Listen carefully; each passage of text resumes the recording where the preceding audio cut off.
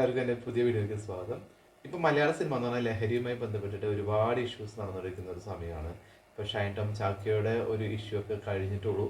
അപ്പോഴാണ് ഇന്ന് ഒരു പുതിയ വാർത്ത വന്നിരിക്കുന്നത്. രണ്ട് സംവിധായകരെ, മലയാളത്തിലെ പ്രമുഖ രണ്ട് സംവിധായകരെ, ഹിറ്റ് സിനിമകളൊക്കെ ചെയ്തിട്ടുള്ള രണ്ട് സംവിധായകരെ, ഒന്ന് ഖാലിദ് റഹ്മാനും രണ്ട് അഷ്റഫ് ഹംസ എന്നുള്ള രണ്ടുപേരുടെ സിനിമകളൊക്കെ നമ്മൾ ഒരുപാട് എൻജോയ് ചെയ്തിട്ടുള്ളതാണ്. അതിൽ പ്രത്യേകിച്ച് ഖാലിദ് റഹ്മാൻ എന്ന് പറയുന്ന സംവിധായകന്റെ സിനിമകളൊക്കെ നമുക്ക് ഒരുപാട് ഇഷ്ടമാണ്. ഇപ്പോൾ തിയേറ്ററുകളിൽ ഓടിക്കൊണ്ടിരിക്കുന്ന ആലപ്പുഴ ജിംഖാന എന്ന് പറയുന്ന സിനിമയുടെ സംവിധായകനാണ്.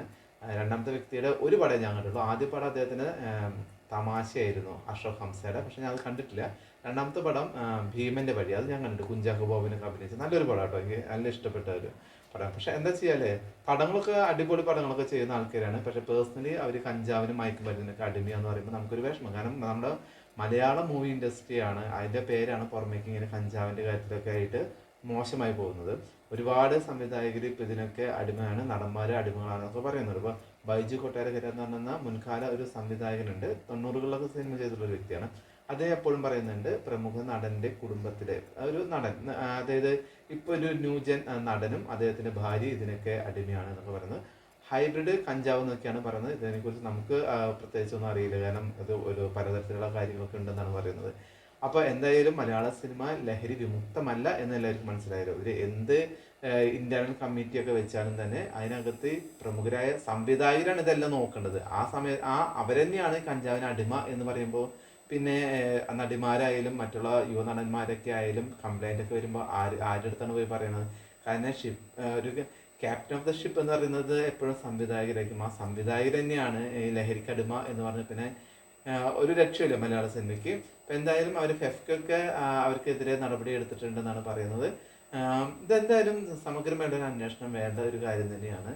ഇപ്പോൾ ഈ ഖാലിദ് റഹ്മാൻ എന്ന് പറഞ്ഞ ഒരുപാട് കഴിവുള്ള ഒരു വ്യക്തിയാണ്. അദ്ദേഹത്തിൻ്റെ രണ്ട് സഹോദരന്മാരും സിനിമയിൽ തന്നെയാണ്. ഇതിൽ ഏറ്റവും വലിയൊരു കാര്യം എന്ന് പറഞ്ഞാൽ ഇവരെ പിടിക്കപ്പെട്ടിട്ടുള്ള ഈ ഒരു ഫ്ലാറ്റിൽ നിന്നാണ് ഇവർ പിടിക്കപ്പെട്ടുള്ളത്. ആ ഫ്ലാറ്റിൽ നിന്നാണ് സമീർ താഹിർ എന്ന് പറയുന്ന മലയാളത്തിൽ തന്നെ പ്രമുഖനായിട്ടുള്ള ഒരു ഛായാഗ്രാഹകന്റെ ഒരു ഫ്ലാറ്റാണ്, അദ്ദേഹത്തിന് ഉടമസ്ഥതയിലുള്ള ഒരു ഫ്ലാറ്റാണെന്നൊക്കെയാണ് വാർത്തകൾ നമുക്ക് കാണാൻ കഴിയുന്നത്. സമീർ താഹിറിനെ കുറിച്ചിട്ടൊക്കെ എനിക്ക് തോന്നുന്നു ഫഹദ് ഫാസിലും അതുപോലെ തന്നെ നസ്രിയൊക്കെ ചേർന്ന് ഒരു പടമൊക്കെ പിടിക്കുന്ന ആൾക്കാരാണ്. നസ്രിയയുടെ ഇന്റർവ്യൂലൊക്കെ സമീർ താഹിറിനെ കുറിച്ചിട്ട് ഒരുപാട് കാര്യങ്ങളൊക്കെ പറയുന്നത് നമ്മൾ കേട്ടിട്ടുണ്ട്. അപ്പോൾ സമീർ താഹിറിന്റെ ഒരു ഉടമസ്ഥയുള്ള ഒരു ഫ്ലാറ്റിൽ ഒരുപാട് സംവിധായകരും നടന്മാരൊക്കെ വന്നു പോകുന്ന ഒരു ഫ്ലാറ്റാണെന്ന് പറയുന്നു. അവിടെയാണ് ഇപ്പോൾ ഇവർ എക്സൈസിൻ്റെ ആൾക്കാർ വന്നിട്ട് ഇവരെ പിടിച്ചിരിക്കുന്നത്. വളരെ ചെറിയ എമൗണ്ടിലുള്ള കഞ്ചാവാണെങ്കിലും കഞ്ചാവ് അവർ ഉപയോഗിച്ചിരുന്നു എന്നതിന് അവർ മുമ്പിൽ വെച്ച് ഇതൊക്കെ പാക്ക് ചെയ്തിട്ടുള്ള പാക്കറ്റും കാര്യങ്ങളൊക്കെ അവർ മുമ്പിൽ വെച്ചുള്ള ഫോട്ടോഗ്രാഫൊക്കെയാണ് നമുക്കിപ്പോൾ പുറത്ത് ന്യൂസ് ചാനലിലൂടെയൊക്കെ കാണാൻ സാധിക്കുന്നത്. അപ്പോൾ എന്തായാലും മലയാള സിനിമ എന്ന് പറയുന്നത് ലഹരി വിമുക്തമാകണം, അല്ലെങ്കിൽ പുതിയ ആളുകൾക്ക് മലയാള സിനിമയിലേക്ക് വരുന്നതിനും മലയാള ഫിലിം ഇൻഡസ്ട്രിയെ കുറിച്ചിട്ട് പുറമേയുള്ള ഇൻഡസ്ട്രിയിൽ വളരെ മോശമായ അഭിപ്രായം വരാനും ഇടയുണ്ട്. മലയാളം സിനിമ വളരെ നല്ല സിനിമകൾ പിടിക്കുന്നു എന്ന് പറഞ്ഞാൽ കൂടെ അപ്പോൾ നെഗറ്റീവായിട്ടുള്ളൊരു കാര്യം അവരെല്ലാവരും ചോദിക്കുന്നു, കാരണം മലയാള സിനിമ ലഹരിയല്ലേ ഫുള്ള്, അങ്ങനെ ഒരു ചോദ്യം വരാനായിട്ട് ഇടയുണ്ട്.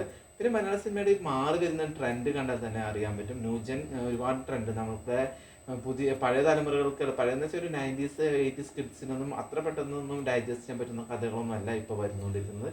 പക്ക ന്യൂജനായി മാറിയിരിക്കുകയാണ്. ഇപ്പോൾ ഈ ഖാലിദ് റഹ്മാൻ എന്ന് പറയുന്ന സംവിധാനം തന്നെ അത്രയധികം വയസ്സൊന്നും ആയിട്ടില്ല. അദ്ദേഹത്തിന് 24 വയസ്സിലാണ് ആദ്യത്തെ സിനിമ ചെയ്യുന്ന അനുരാഗ് കരിക്കിനട എന്ന് പറയുന്ന ആ ഒരു സിനിമ ചെയ്യുന്നത്. ഇപ്പോൾ അദ്ദേഹത്തിന്റെ 30s അദ്ദേഹം നിൽക്കുന്നത്. അപ്പോൾ അഷ്റഫ് ഹംസ എന്ന് പറയുന്ന സംവിധായകനും വലിയ പ്രായമൊന്നുമില്ല.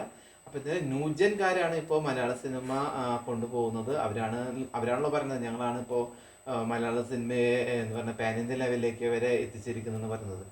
പണ്ടത്തെ സംവിധായകർ ഇപ്പോൾ 90s ഒരുപാട് ഹിറ്റ് മേക്കേഴ്സ്, സത്യൻ അന്തിക്കാട് ആയാലും കമൽ, അതുപോലെ തന്നെ സിബി മലയിൽ പോലെയുള്ള സംവിധായകരൊക്കെ ഉണ്ടായിരുന്ന സമയത്തും മലയാള സിനിമ അതിൻ്റെ നല്ല ഒരു സുവർണ കാലഘട്ടത്തിൽ തന്നെയായിരുന്നു. അന്ന് ഇത്തരത്തിലുള്ള കഞ്ചാവ് അങ്ങനെയുള്ള കാര്യങ്ങളൊന്നും നമ്മൾ കേട്ടിട്ടില്ല, ഉണ്ടായിരിക്കാൻ പുറത്തൊന്നും വന്നിട്ടില്ല.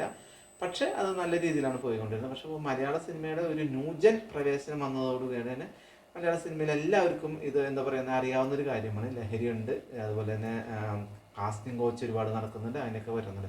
എന്തായാലും ഇങ്ങനെ ഒരു പോക്ക് പോയി കഴിഞ്ഞാൽ മലയാള സിനിമ അതിൻ്റെ ഒരു നല്ല പേര് നശിപ്പിക്കുന്ന കാര്യം ഉറപ്പാണ്. ഇത്തരത്തിലുള്ള ആൾക്കാരെ കണ്ടെത്തുകയും തന്നെ വേണം. പ്രത്യേകിച്ച് കേരള സംസ്ഥാനമായതുകൊണ്ട് ലഹരി വിമുക്തമാകുന്ന ഒരു കാലഘട്ടത്തിലാണ് നമ്മൾ നിൽക്കുന്നത്. അതിനുള്ള സർക്കാരിൻ്റെ ഭാഗത്തുനിന്ന് ഒരുപാട് കാര്യങ്ങളും ഒക്കെ ചെയ്തുകൊണ്ടിരിക്കുന്ന ഒരു സമയമാണ്. അപ്പോൾ എന്തായാലും സിനിമാ ലോകമാണെന്ന് കൊണ്ട് വെറുതെ വിടേണ്ട ആവശ്യമൊന്നുമില്ല. എത്ര പ്രമുഖനായാലും തന്നെ ലഹരി വിമുക്തമാ കേരളം എന്ന് പറയുമ്പോൾ അവരും ഉൾപ്പെടുന്നതാണ്. എന്തായാലും മലയാള സിനിമ ഇൻഡസ്ട്രിയിൽ ഒരു ലഹരി വിമുക്ത ഒരു ക്യാമ്പയിൻ തന്നെ വേണ്ടതാണെന്നാണ് എൻ്റെ ഒരു അഭിപ്രായം. അപ്പോൾ എന്തായാലും അടുത്തൊരു വീഡിയോ വരുന്ന എല്ലാവർക്കും ബൈ.